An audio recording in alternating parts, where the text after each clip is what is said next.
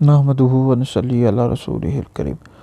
एक सवाल झेलम से हमारे पास आया कि नबी पाक अलैहिस्सलाम कितनी जंगों में तशरीफ़ लेकर गए, और जिन जंगों में सरकार अलैहिस्सलाम तशरीफ़ लेकर नहीं गए उनकी तादाद कितनी है। तो सबसे पहले बात ये याद रखें कि जिन जंगों में सरकार अलैहिस्सलाम तशरीफ़ लेकर गए इनको ग़ज़वा कहते हैं, और जिनमें आप अलैहिस्सलाम तशरीफ़ नहीं लेकर गए बल्कि सहाबा-ए-किराम अलैहिम रिदवान को भेजा, इनको सरिया कहते हैं। तो जिनमें सरकार अलैहिस्सलाम जंगों में तशरीफ़ लेकर गए उनकी तादाद में इख्तिलाफ़ है।